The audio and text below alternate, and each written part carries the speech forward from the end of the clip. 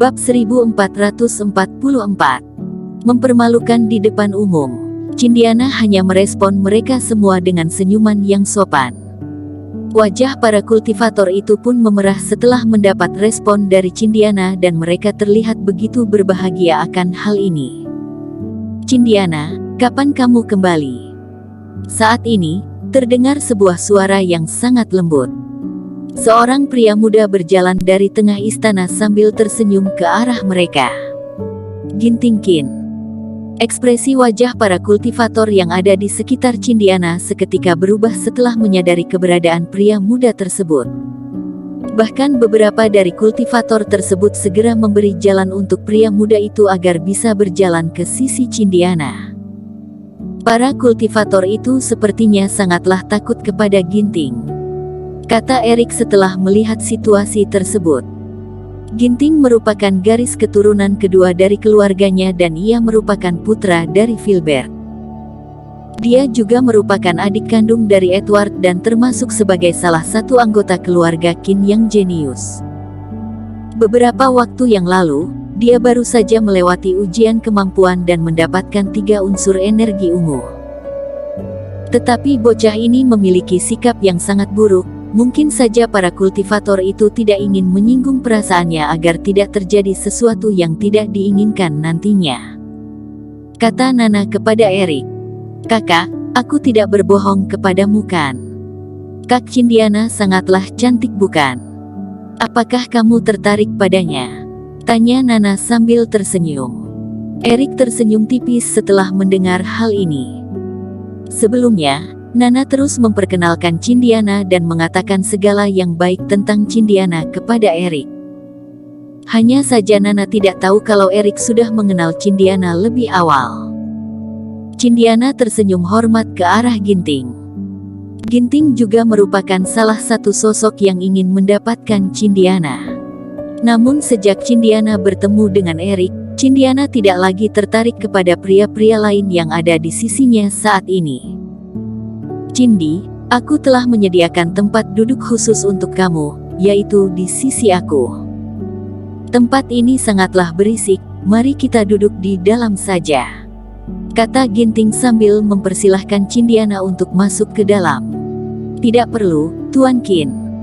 Aku ingin duduk di sisi ayahku saja," tolak Cindiana. "Oh iya, mohon panggil aku Cindiana ke depannya." Senyuman pada wajah Ginting seketika membeku dan ia mulai merasa marah saat ini. Dalam keluarga Qin, tidak ada yang berani menolaknya dan Cindiana malah menolaknya di depan umum saat ini. Ketika ia hendak mengatakan sesuatu, ia tiba-tiba melihat kalau kedua tatapan Cindiana seketika berkilau. Cindiana sepertinya menyadari sebuah hal dan dia segera berlari ke arah yang ia tatap tersebut. Para kultivator yang ada di sisi Cindiana juga merasa aneh akan hal ini. Oleh karena itu, mereka pun mengikuti Cindiana dari belakang. Hal apa yang membuat Cindiana bersemangat seperti itu? Cindiana memanglah terlihat begitu bersemangat saat ini dan tatapannya terlihat seperti menatap sebuah hal yang sulit untuk dipercayai. Awalnya Cindiana ingin mencari alasan lain untuk menghindari Ginting. Namun ketika ia menolehkan kepalanya ke arah lain, dia menyadari sebuah bayangan tubuh yang sangat tidak asing di matanya. Ternyata dia juga ada di sini. Erik juga muncul di istana ini. Apakah Erik datang karena untuk dirinya? Erik, kenapa kamu bisa ada di sini?" Cindiana terlihat begitu terkejut dan ia bahkan tidak menghiraukan Ginting. Dia segera berlari ke sisi Erik dan berkata dengan perasaan yang gugup. Para kultivator yang ada di dalam istana itu bahkan mengira kalau mereka salah melihat apa yang ada di depan mata mereka saat ini. Apa yang terjadi sebenarnya? Cindiana bahkan tidak menghiraukan Ginting dan malah berlari ke sudut ruangan untuk menyapa seorang kultivator yang kelihatannya biasa saja.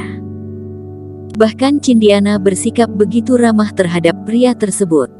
Ada apa dengan Cindiana? Siapa pria muda tersebut? Beberapa kultivator mulai mencari informasi tentang pria tersebut. Namun Erik baru saja tiba di kota kekaisaran ini dan hanya sedikit orang yang mengenalnya. Kebetulan sekali, aku juga merupakan bagian dari keluarga Qin. Itu juga merupakan alasan kenapa aku bisa hadir di acara ini.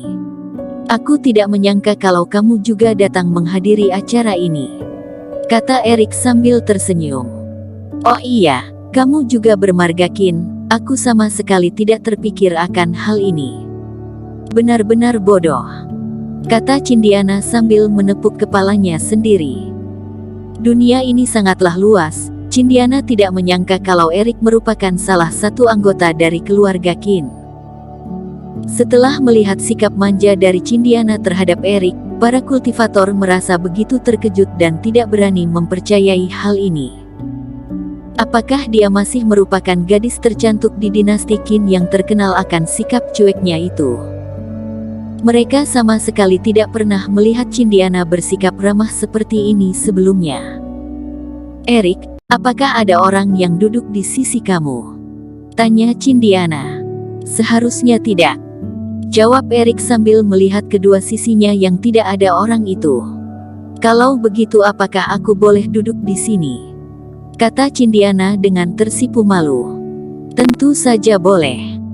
Para kultivator yang ada di tempat itu hampir gila setelah melihat hal ini. Para kultivator itu sangatlah berharap untuk bisa mendapat senyuman ataupun berbicara dengan Cindiana satu kali saja selama hidup mereka.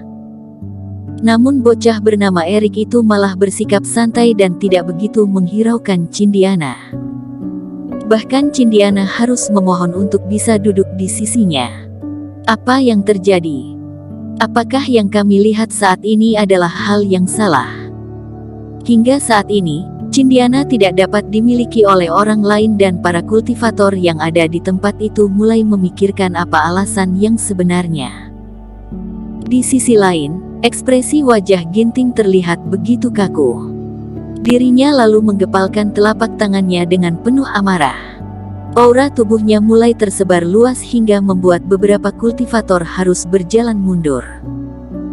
Dia sengaja menyediakan tempat duduk untuk Cindiana di tengah istana dan Cindiana malah menolaknya.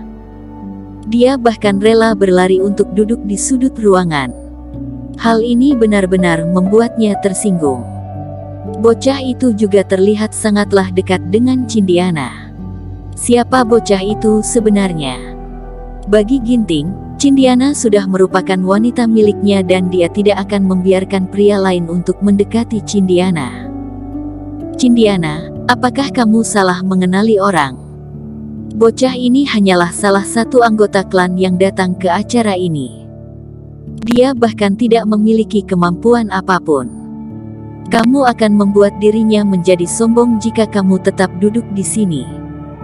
Marilah pergi dengan aku, kata Ginting sambil menarik nafas yang dalam dan berjalan menghampirinya.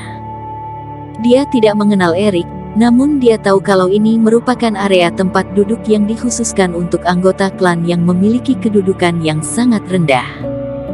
Ginting merasa begitu tidak puas akan hal ini dan memutuskan untuk kembali meyakinkan Cindiana. Ginting, apa maksudmu?